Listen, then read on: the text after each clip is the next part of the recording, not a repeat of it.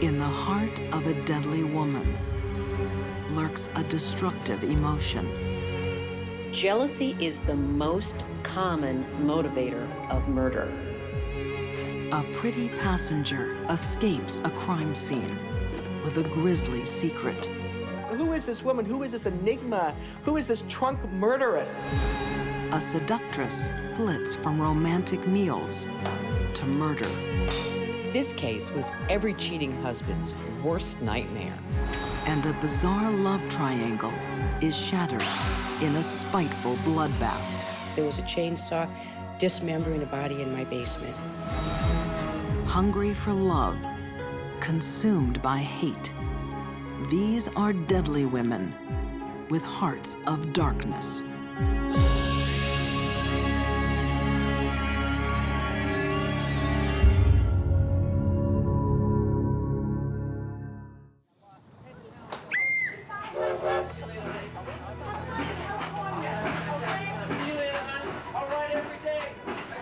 Jealousy is all too easily disguised behind an innocent face. Like the face of a passenger on the train to Los Angeles in 1931. She was beautiful, she was sweet, she was pleasant, she was nice. She was kind of everything you'd think a little minister's daughter would be. Her name is Winnie Ruth Judd. She arrives in a new city with a few pennies in her pocket and a suitcase full of secrets. And then they start discovering that the trunk is bleeding. When the trunk is opened, America will be left reeling. This is the biggest sensational case in the entire country. Papers all over the nation are writing about this unbelievable situation. The trunks, the bloody trunk. I mean, who is this woman? Who is this enigma? Who is this trunk murderess? It was frantic. No one knows the tale of Winnie Ruth Judd better than writer Jana Bommersback. She had every right to believe she would have a white picket fence and a nice little life, and that's not the way it turned out. Phoenix, Arizona. One night in 1931. So Jack popped into the office yesterday, and he said that they should be here about 8:30, so... Roommates Anne Leroy and Sammy Samuelson are in the mood to entertain. He said he was going to bring a friend. Really? I wonder who he's bringing. We're here. Hello.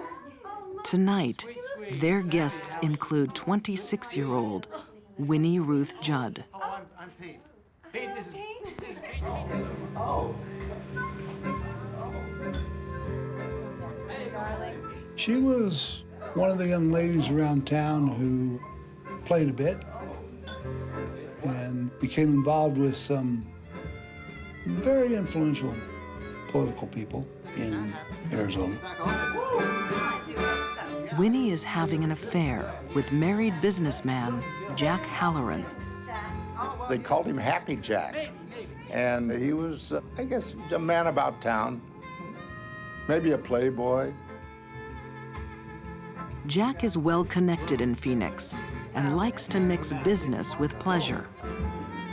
Having a good time there, Pete? Oh, this is great. Jack Halloran was a tall, good-looking Irish guy who could take his booze and his women in great big doses. He was also a lumberman. He owned a lumber company in town. He was on the Chamber of Commerce. He was on all the city commissions. This was a dandy man, as handsome as can be, and he liked to party. Fun. Well, you are very good. But Winnie isn't the only one with eyes for Jack Halloran. And apparently all three of these women were crazy about this guy, and they all were trying to wheel themselves into the best position. We have the entire Southwest market covered. There was a disagreement between these three young ladies, probably over the affections of Jack Halloran. It's a disagreement that will turn deadly. Jealousy is the most common motivator of murder. Criminal profiler Candice DeLong has seen envy explode into homicide all too often. Jealousy can drive people to violent extremes because it cuts them to their core and it hurts, and the only way the person can stop the pain is to destroy their rival.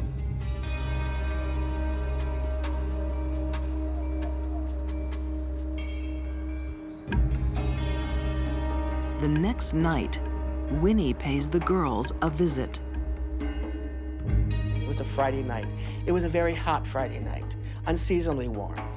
Winnie had gone over to have dinner with Anne and Sammy. Where was the cat dragged in? Their friendship has soured. I think we need to talk about something. I thought I told you to stay away from Jack.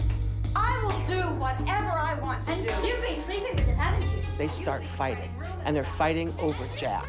They're all jealous of Jack.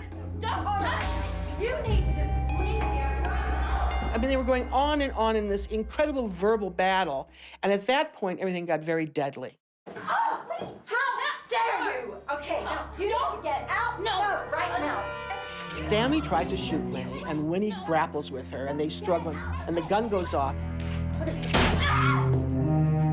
Winnie is shot in the hand.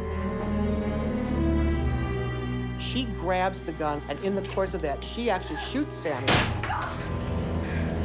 What are you doing? And Winnie says that she took the gun, raised it up, shot at Anne. Oh, what have you done? No, Winnie.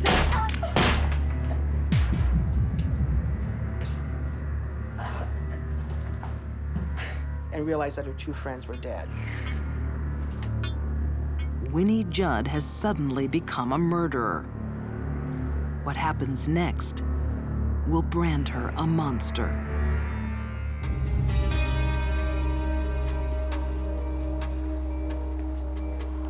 Phoenix, Arizona, 1931. The lives of two women have ended tonight, and the life of a third has changed forever. Her friends are dead. At the end of a matter of 5 minutes of going in to talk to them, they're dead. 26-year-old Winnie Ruth Judd has killed her friends in an argument over a man.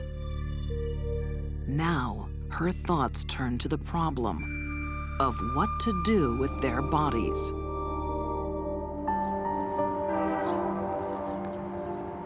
Union Station, Phoenix. A pretty passenger boards the train for Los Angeles. Can I help you with this, man? No, it's fine. No, I'm just gonna. No! And she checks the luggage, adds her luggage to LA, and gets on the train. She only has a few pennies for a tip for the porter. She obviously has no money. She can barely afford the ticket to LA. Winnie Judd has spent all night packing in a desperate attempt to conceal her crimes. Police surmise that she cut the bodies up and put them in trunks. She aims to dump the bodies in the Pacific Ocean. Winnie drives on the train all day and into the next night to Los Angeles. And she gets there, and the trunks are unloaded. Her plan is about to come undone. Oh, the smell would have been overwhelming. Now, the big thing here is that those bodies were cut up, and particularly when there is a cut through the abdomen. When a loop of bowel is severed, all the bacteria that is present in that bowel is immediately out, very rapidly. So the whole process of putrefaction and decomposition is going to proceed at a much, much more rapid rate. Hello. These are my bags. Mr. Johnson, sir. Here is this trunk that's bleeding, and the bad guy thinks it's contraband deer meat. Just need to ask you a couple of questions. Is this your luggage? Yes. Because apparently there was a big smuggling issue between Arizona and California in those days, and he wants the trunk open. Can you tell me what's inside of it? Well, just personal items. Okay, I'm gonna need to see the inside of that luggage. Just get the keys. Winnie knows her secret is seeping out. Oh, my brother has them. My brother has the keys. He's just at home. Well, can we call him? No, I'll just go and get No, really, you need to stay here, ma'am. She leaves, never to return. Eventually, they force open the bag, Oh, and he sees a woman's head. oh my God.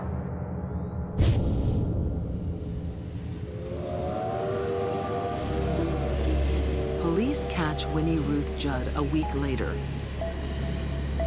Convicted of murder, she's confined to a mental hospital for the next 40 years. Some believe justice has been served. Others are not so sure. There was a distinct effort to make sure this woman was convicted and put away. You know, they called her the trunk murderess. They called her the butcher. They said she was a cold-blooded killer and she had cut up her best friend. They gave her one of the longest sentences in the history of the country, 38 years, 11 months, and 22 days. But they were wrong. In Phoenix today, the murder house still stands. But for Jana Bommersbach, the case against Winnie Judd has collapsed. She believes Winnie was framed in a police investigation that was flawed from the beginning. They not only let people traipse to the crime scene, they charged 10 cents a head in most of Maricopa County, walk through the crime scene. Before, they collected one shred of evidence, one piece of blood evidence, one piece of any kind of forensic evidence. That crime scene was so trampled, there was no possible way you could ever mount a decent, honest case in that house. In fact, the investigation is so murky, the police department never established the exact sequence of events leading up to this. There are also doubts about what happened after the murders. Forensic pathologist Janis Amatuzio thinks Winnie couldn't have cut up a victim alone. Disarticulation of a human being is an art that, fortunately, most people don't know. In my opinion, somebody with a lot of experience and somebody with a fair amount of strength would be required to disarticulate a human being.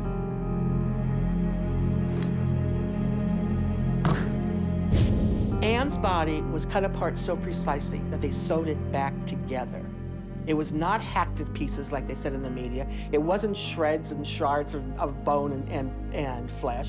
This thing was dissected. It looked like an operation. Only a surgeon could have cut apart that body. Oh my God. Jana thinks the body was dismembered by a surgeon, organized by Jack Halloran. Obviously, this woman did not do this crime alone. You had to be a nincompoop to think that. You had to be blind, deaf, and dumb to even consider that Winnie Ruth Judd, on her own, killed these women in cold blood, disposed of these bodies, dismembered this body, took the trunks, the whole thing. It was absurd. And what they were trying to cover up is who else had helped her, like Jack Halloran. Is it a case of a powerful man framing a vulnerable girl? Listen to me. Go to your apartment now. Go! In the 1930s, women didn't have much in the way of power, even in this country. They had rights, but they didn't have the power, they didn't have the authority, they didn't have the influence. And it's easy to see how a young woman who had been involved with the married man and ended up on the wrong side of a gun with both her friends dead could be easily framed and sent away. Winnie Judd is finally released in 1971. Age 66. Returning to Phoenix, she finds a town divided about her guilt. But Jana Bommersbach has no doubts. She befriends Winnie and comes to believe in her innocence. Winnie Ruth Judd passed away in 1998, surrounded by friends and people who loved her and cared for her, and who by now knew that she was not the horrible woman that history had said she was. Murderous butcher, or framed innocent. The truth about Winnie Ruth Judd may never emerge. All that's known for sure is her problems began with a jealous heart.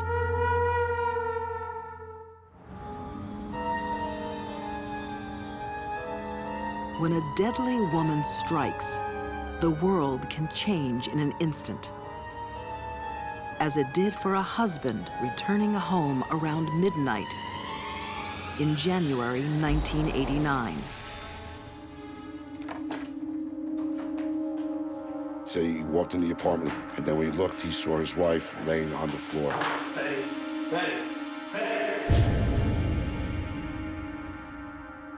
And that's when he discovered an enormous amount of blood. Paul Solomon calls 911. But it's too late. Hello? His wife is dead. I think my wife's been shot.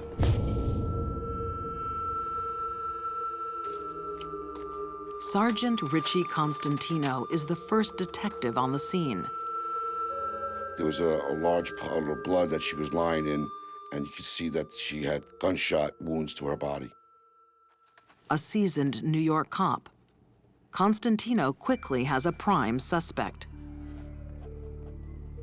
Any type of homicide, you'd always look at the person who saw the victim last and the person who found the victim. And that person was Paul Solomon, the husband. Police sense Solomon is hiding something. His wife, Betty Jean, had the same feeling earlier that day. Yeah, I'm going bowling. Remember? Paul tells his wife of 15 years he is going out with friends. Yeah, sure. Yeah. The next time he sees Betty Jean, she will be dead. Going bowling now, so you have a good night. When Paul Solomon left the house, he used the excuse or the alibi that he was going to the bowling alley to bowl, when in fact his intention wasn't to go bowling. Paul Solomon has lied to his wife so he can cheat on her with 25-year-old Carolyn Warmus. Carolyn Warmus was a very attractive woman. She had a lot of energy. She had an incredible body. To crime writer Diane Fanning, Carolyn Warmus is a classic femme fatale. Very short skirts, revealing tops. She wanted to attract the attention of men, and she did it very well. The couple meet at the school where they work. Carolyn doesn't mind that Paul is married. That is part of his appeal. She had a thing for married men, and that was who she preferred having relationships with. And Paul Solomon was not the first one, the most serious one, but not the first. 3 years earlier, she is dating another man. He was a medical student. His name was Paul Lavin, and she dated him and had a very torrid affair, even though he was engaged. Carolyn repeatedly got involved with men who were unavailable to her. Those are guaranteed to be unhappy relationships. Maybe you're not what I need. When Lavin tries to end the affair, it flicks a switch in Carolyn's mind. She changes. And when those relationships didn't work out, which they were bound not to, she was left with hurt feelings. And when she was hurt, she would become a stalker. She stakes out her ex-lover's house, waiting to steal him from his fiancée. She used to send notes to Paul Lavin saying she was pregnant, and in fact she wasn't, trying to get him to be with her. Those phone calls yesterday, that was her again. I really think she thought she could win him back if she just persisted in stalking him and harassing him. That doesn't work for most people, but I think she thought that it would. Lavin is angry. He wants Carolyn out of his life. They had to get a restraining order against her so they can get married. Carolyn has fought for love and lost. Next time, it will be different.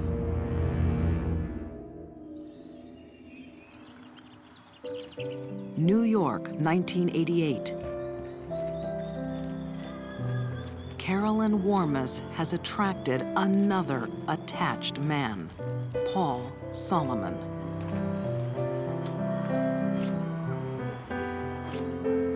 Carolyn came along, she was a breath of fresh air. His ego was flattered that a 25-year-old woman would want to be involved with him.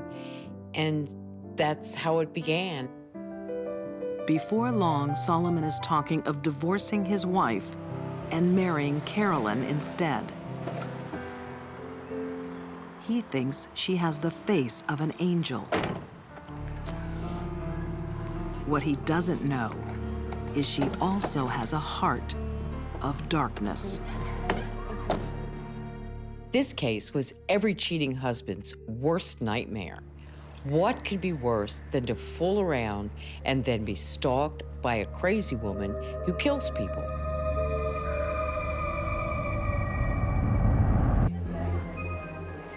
Treetops Lounge in Yonkers, New York, 1989.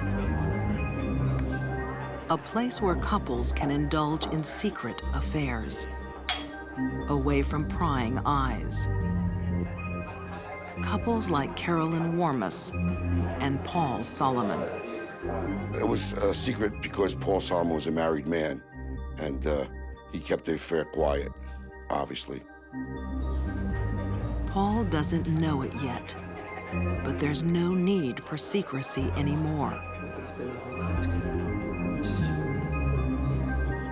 His marriage ended a half an hour before, in a hail of bullets. She's dangerous. If I was Paul Solomon, I'd be concerned. Solomon's lover is a pretty girl from a privileged background and a woman consumed by a destructive desire. Carolyn wanted to break up other marriages. She wanted to be the reason a man left his wife. It was the way to give meaning to her life if she could be the seductress who took the man away. Carolyn's greatest desire remains unfulfilled.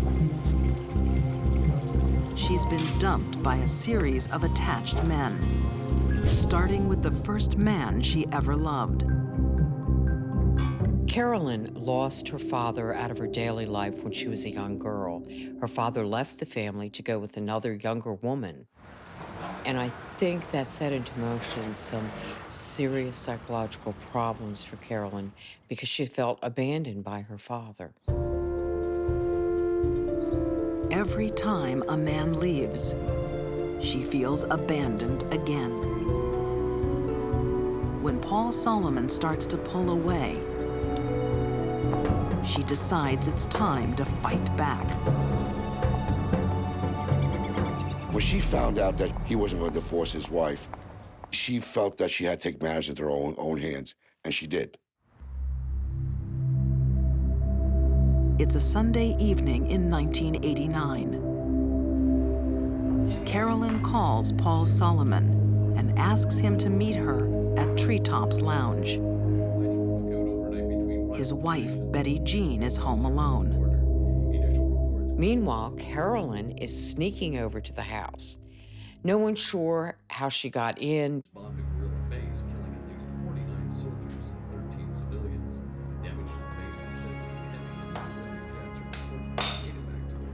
Betty Jean has met Carolyn before, but this visit is a surprise. And so is the gun. Now here's my chance to do what I want to do. I want Paul Solomon, and I'll take Betty Jean Solomon out to get him. No, sir! She shot Betty 9 times.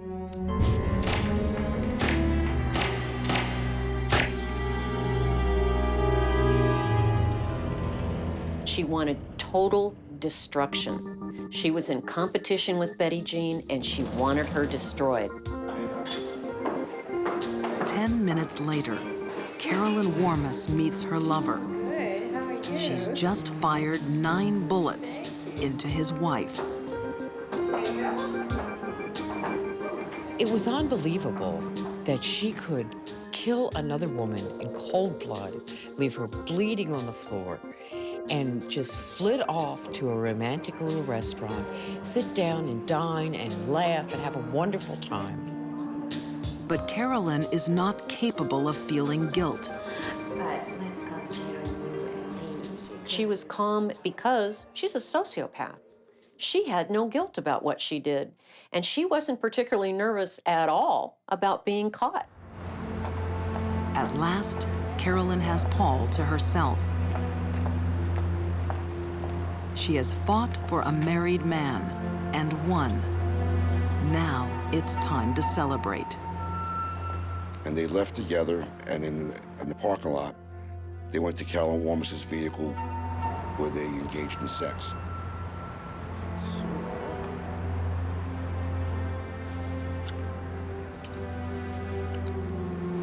So it was a cold and horrible thing that she did.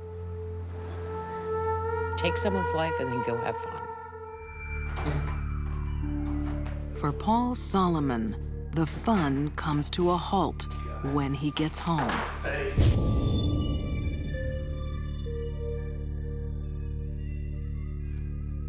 To Detective Constantino, Solomon is evasive. Betty, come on.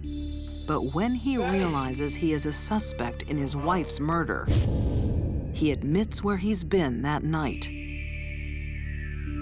He admitted that he went to meet Carolyn Warmus at a place called Treetops Lounge in Yonkers. Paul Solomon doesn't believe Carolyn killed his wife. Police are not so sure. After months of painstaking detective work, they connect her to the crime.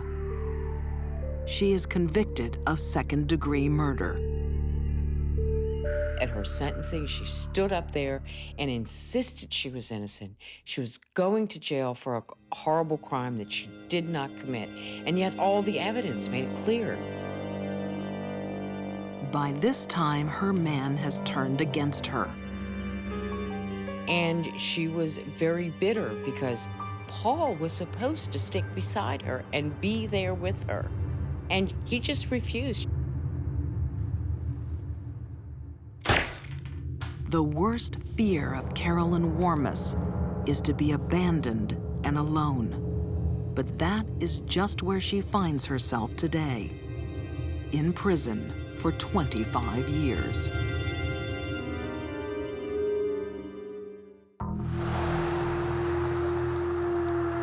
A heart of darkness can turn an ordinary home into a house of horrors. Jackie Chesmore has seen it happen. I just want to advise to other people, beware. You cannot trust people.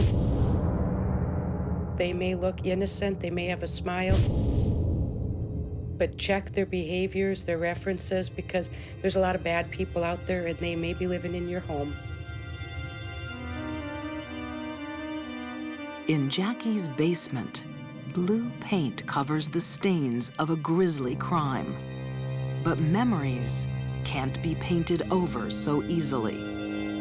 I was just totally disgusted, totally blown away when I found out there was a chainsaw dismembering a body in my basement.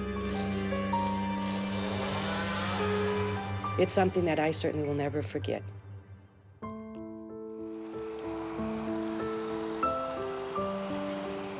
Sioux Falls, South Dakota, 2006. Detective Troy Duncan investigates the disappearance of a local deaf woman, Darlene Vandergiesen. The majority of missing person cases we have, the people turn up and there's a logical, reasonable explanation of where they had been. But Darlene's disappearance has her family fearing the worst.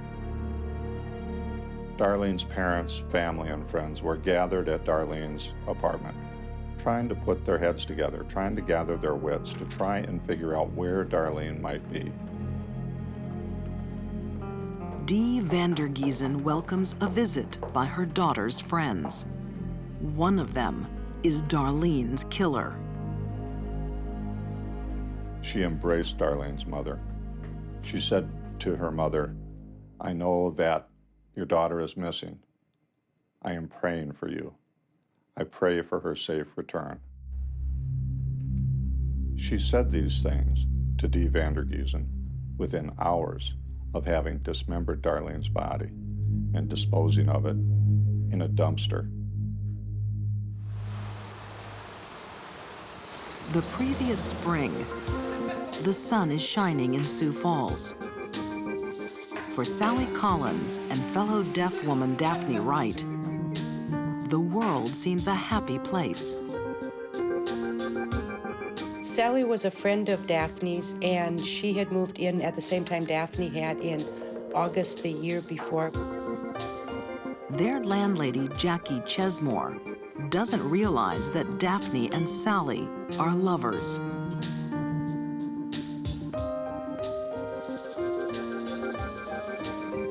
Deafness is the common bond that unites the couple. Local journalist Joss Vergis discovers that for Daphne, deafness has also been a barrier. Daphne was the first deaf child born to hearing parents. Her father was an alcoholic. Her mother used limited signing to communicate with her and didn't really learn sign language until Daphne was in high school. So it was not a pleasant upbringing. Daphne's childhood made her feel unwanted. It lays the foundation for a dangerous insecurity. I think Daphne was on a path to explode one day on someone.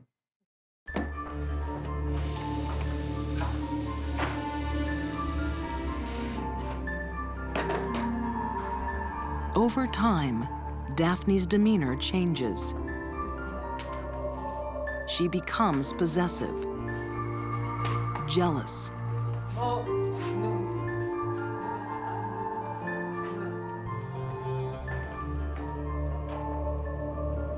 Daphne could be kind of jealous and controlling and angry at times. Sally gets a glimpse into her lover's dark heart. She doesn't like what lurks there. Not long before the murder, Sally broke up with Daphne.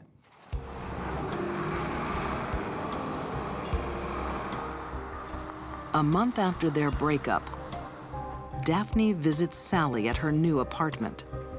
She wants to make amends. But there's a problem.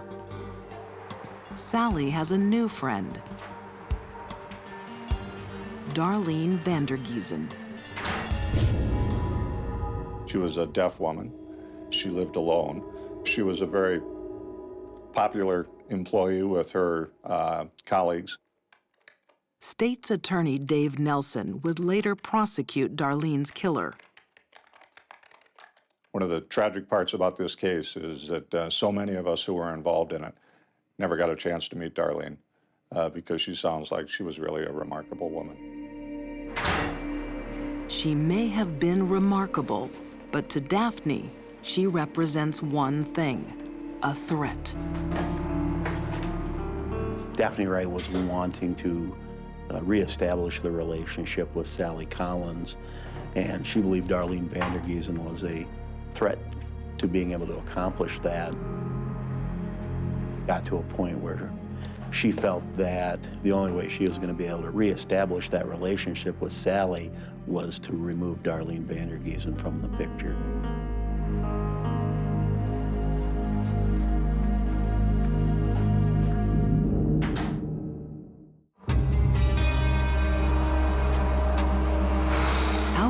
It's Sioux Falls, South Dakota. Scavengers swarm on a landfill site. Not all the secrets that are dumped here remain buried. A search was conducted of the landfill in probably 10 days of a very frigid South Dakota February. Her legs were found at the landfill. Her torso was found in the landfill in separate pieces. The body parts belong to a local deaf woman named Darlene Vandergiesen. A week earlier, she meets another deaf woman for a meal, Daphne Wright. Daphne has been trying to get back with her ex-girlfriend, Sally. And lately, Darlene seems to be in the way.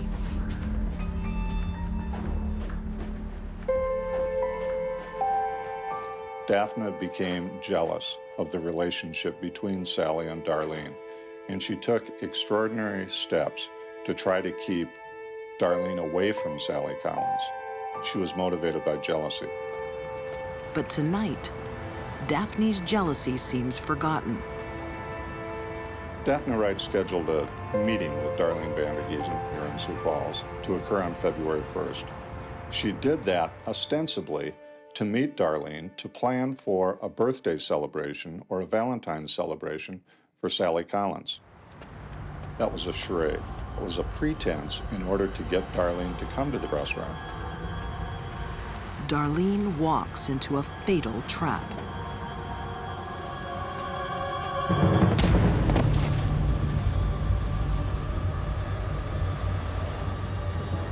No one really knows what's happened other than the two people involved, but police suspect that Daphne somehow forced Darlene into her truck and took her to her home, killed her somehow, and then the gruesomeness happened after that. At the time of the murder, Daphne is living at Jackie Chesmore's house. One afternoon, she sees Daphne in the basement, dragging a large bundle. And it looked like something was rolled up in there. And I looked down there, and my first thought was, what is this? And I almost went down there. I asked her if she needed help, and she immediately signed no, she needed no help, and signed me to go away. Jackie is haunted by what might have happened if she descended those stairs. I do believe if I had gone down there, I would have had to either been complacent with her and help her take the body out, or she would have taken care of me also. Daphne would have had to have done something to keep me from talking. Daphne doesn't dispose of the body right away. For 2 days, it lies in the basement. She's waiting for something. The defendant was broke. She had no money. She received a government disability check, coincidentally, on February 3rd, that Friday. So at that point is when she finally had enough money to go out and purchase a chainsaw, $53 at the hardware store. Now, Daphne can get to work. Daphne could have taken the body to a ditch or a dumpster area, something. She chose to wait because she wanted to chop her up. Evidence of the intense rage within her. Her weapon of choice splatters DNA clues from floor to ceiling. Clues she will try to hide. A week after the murder, police investigate threatening emails sent to Darlene before her death. They come from Daphne Wright's home. Daphne Wright was questioned by law enforcement about a week after the disappearance of Darlene Vandergiesen. She told them a pack of lies. In Daphne's basement, police find some grim evidence. We found in the concrete floor what we thought were cut marks that could possibly come from a chainsaw. They found fresh blue paint on the walls. It became clear that it was used to cover something up. They later figured out that there were tiny bits of Darlene's flesh in there, flesh and bone.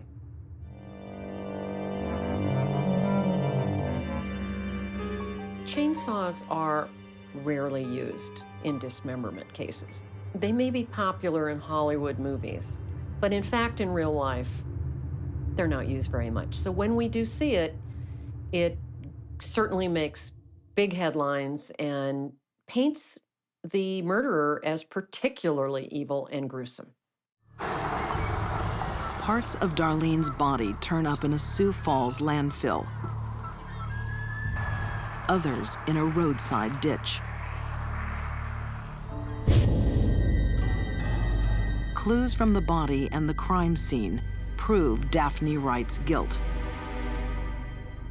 We had evidence of motive, we had evidence of opportunity, we had physical evidence, we had the defendant's own statements, we had DNA, we had a tidal wave of evidence against this defendant. Daphne Wright was convicted of 2 counts of murder in the first degree. A deaf woman who had a difficult childhood. Daphne Wright killed to defend the only love she'd known. But when jealousy entered her heart, it clouded her vision. She thought that Darlene Vandergiesen was out to destroy her relationship with Sally Collins. That was not true. Darlene was heterosexual and known to date men. The motive for her murder was unfounded jealousy. Darlene and Sally Collins had struck up a friendship. They obviously enjoyed playing cards together and doing things together, but we believe they were only friends. There was no intimate relationship. It was all in Daphne's head. That tells me that Daphne had a very dark and dangerous rage growing inside her, probably for a long, long time. For Daphne Wright, the guilty verdict means life behind bars.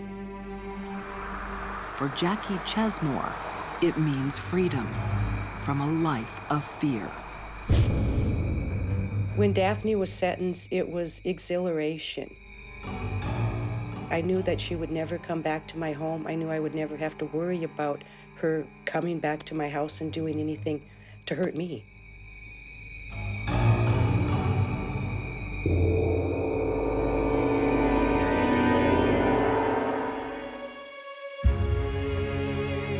These deadly women were consumed by a poisonous emotion. Winnie Judd dispatched her rivals in bloody trunks. Carolyn Warmus lashed out at the wife who stood in her way. And Daphne Wright unchained her rage on a woman who posed no threat at all. When jealousy entered their thoughts, murder was just a beat away in their hearts of darkness.